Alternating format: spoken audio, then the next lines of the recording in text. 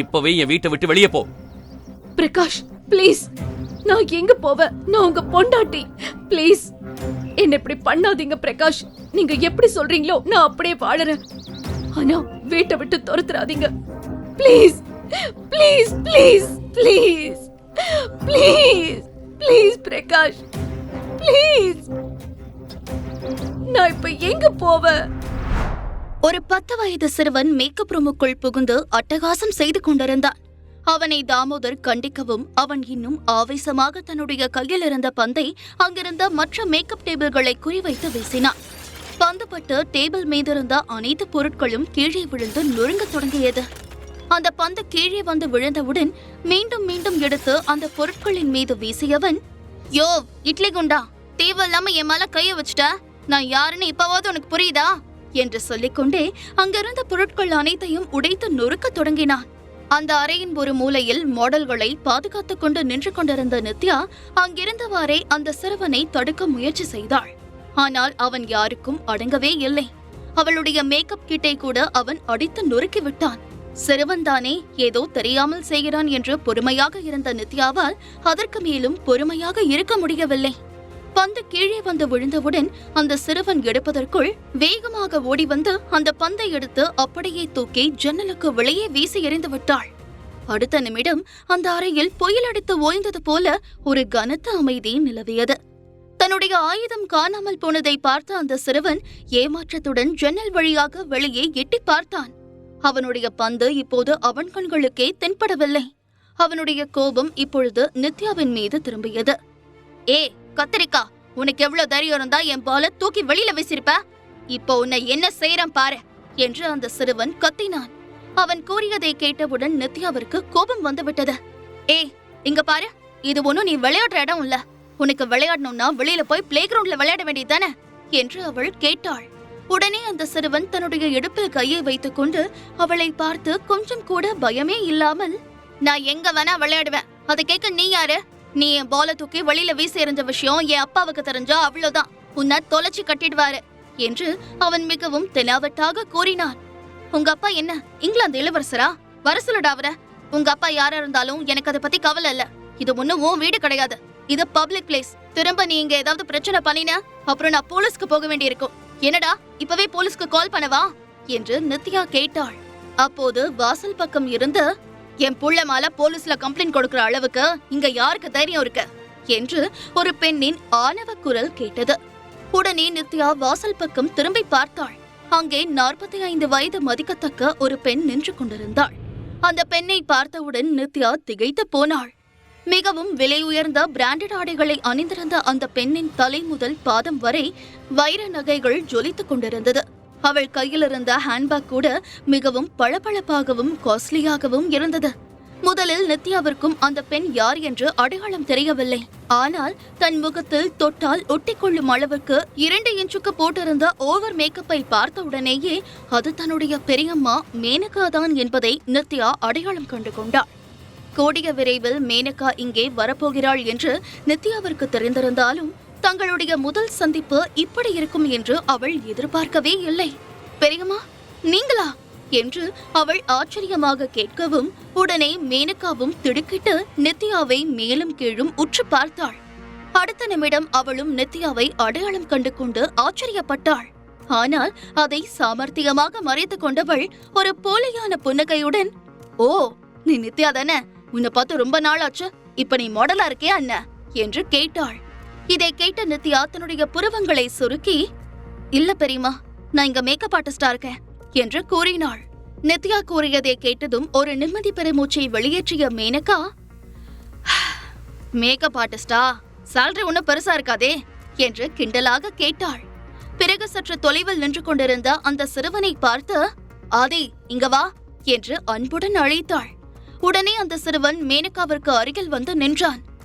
அப்படின்னா இந்த பையன் மேனகா பெரியம்மாவோட பையனா? பெரியம்மாவை கல்யாணம் பண்ணிக்கிட்ட அந்த பணக்காரரோட பையன் இவன்தான் போல இருக்கு என்று நித்யா நினைத்து கொண்டிருக்கும் போதே, ஏன்பா என்கிட்ட சொல்லாம வந்த? உனக்கு எங்கேயாவது அடிபட்டா உங்க அப்பாவுக்கு யார் பதில் சொல்றது என்று பதறி போய் கேட்டவள் அவனுடைய கை கால்களில் எங்கேயாவது அடிபட்டிருக்கிறதா என்று பரிசோதித்தாள். கடைசியாக எந்த காயமும் இல்லை என்பதை உறுதி செய்து கொண்டவள் ஒரு நிம்மதி பெருமூச்சை வெளியேற்றிவிட்டு, ஆதினா அவங்க அப்பாவுக்கு ரொம்ப இஷ்டம், இவனுக்கு ஒண்ணுன்னா அவரு நொறுங்கி போயிடுவாரு, ரொம்ப செல்லம் என்று பெருமையாக கூறிய மேனகா அந்த அறையை சுற்றிலும் தன்னுடைய கண்களை சுழல விட்டாள். பிறகு நித்யாவை பார்த்து, ஆதிதான் இதுக்கெல்லாம் காரணம்னு எனக்கு புரியுது, நீ ஒன்னும் கவலைப்படாத நித்யா, இது எல்லாத்துக்கும் நான் பணம் கொடுத்துடுறேன் என்று மேனகா கூறினாள். நல்ல வேளை, நீங்களாவது கொஞ்சம் நியாயமா இருக்கீங்களே. ஆனா இந்த பையன் பண்ணது தப்புன்னு நீங்க இவனை ஒரு வார்த்தை கூட கண்டிக்கவே மாட்டீங்களா? பணம் கொடுத்து எல்லாத்தையும் சரி பண்ணிடலாம்னு நினைச்சிட்டு இருக்கீங்கல்ல?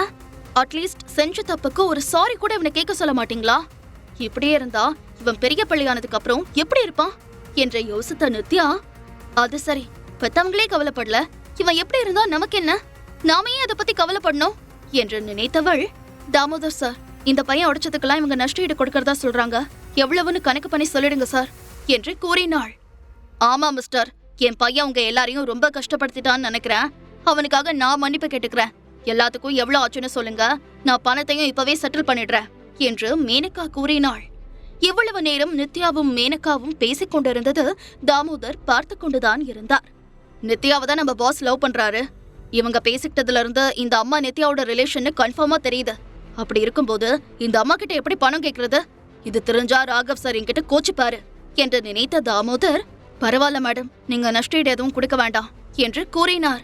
அது எப்படி சார், என் பையன் தான் இது எல்லாத்தையும் உடைச்சிருக்கான், அதுக்கு நான் பணம் கொடுப்பது தானே நியாயம், நீங்க எவ்வளவுன்னு மட்டும் சொல்லுங்க என்று மேனகா கேட்கவும், பரவாயில்ல மேடம், சின்ன பையன் தானே, அவன் ஏதோ தெரியாம பண்ணிட்டான், விடுங்க, நான் பாத்துக்கிறேன்.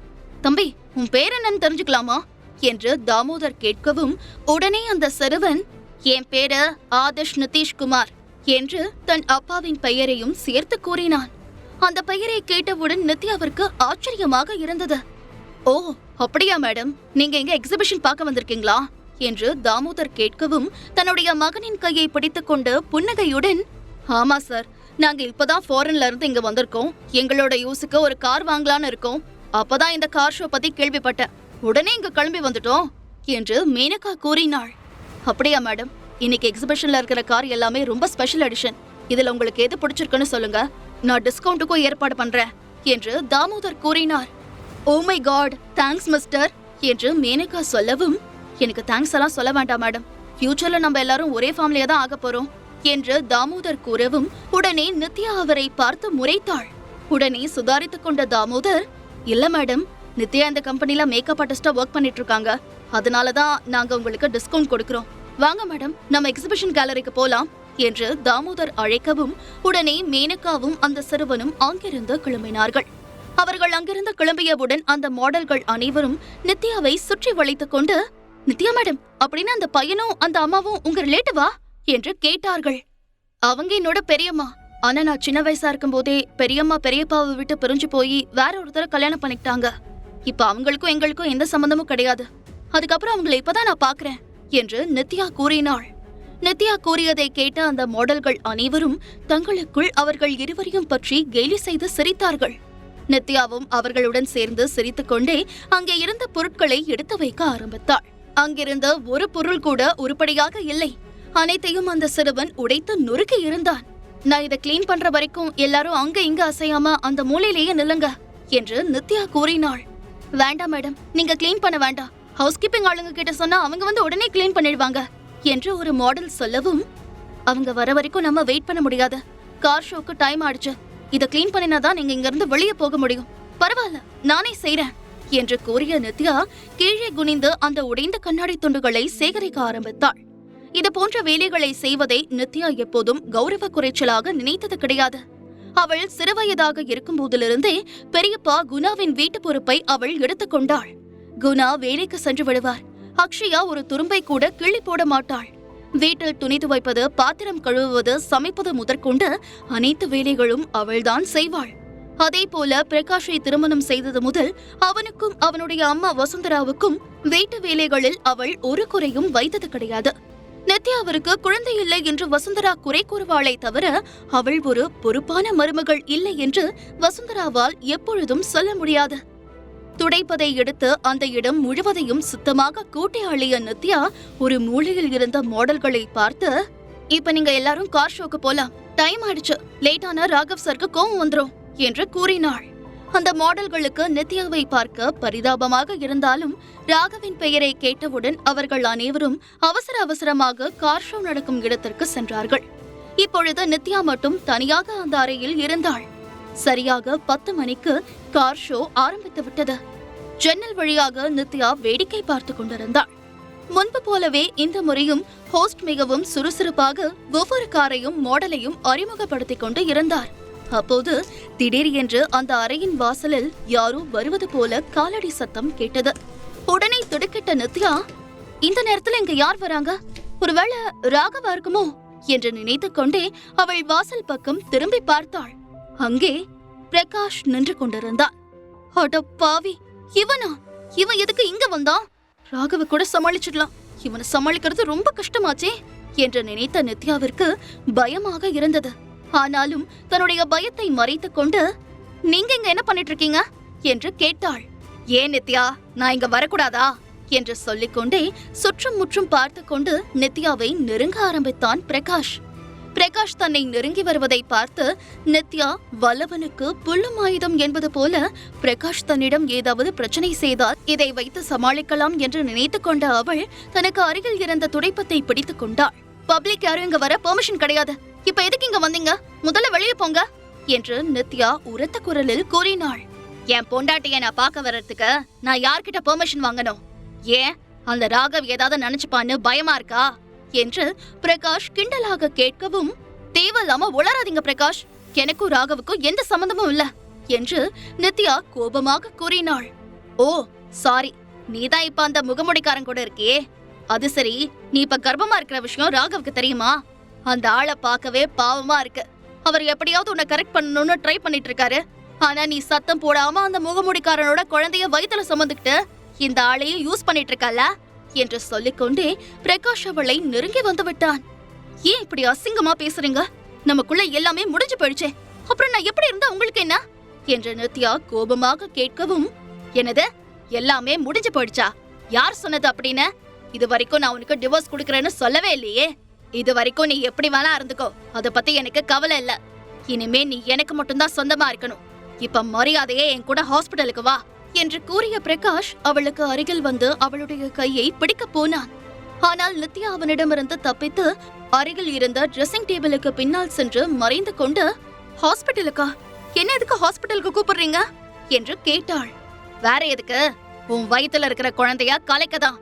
அத கலைச்சிட்டு நம்ம 2 பேரும் திரும்ப கல்யாணம் பண்ணிக்கலாம் என்று கூறிய பிரகாஷ் ட்ரெஸ்ஸிங் டேபிளை நகர்த்திவிட்டு நித்யாவின் கையை பிடித்து தன் பக்கமாக இழுத்தான். முழு கதையையும் கேட்டு மகிழ பாக்கெட் FM ஆப்பை டவுன்லோட் செய்யுங்கள். லிங்க் டிஸ்கிரிப்ஷனில் கொடுக்கப்பட்டுள்ளது.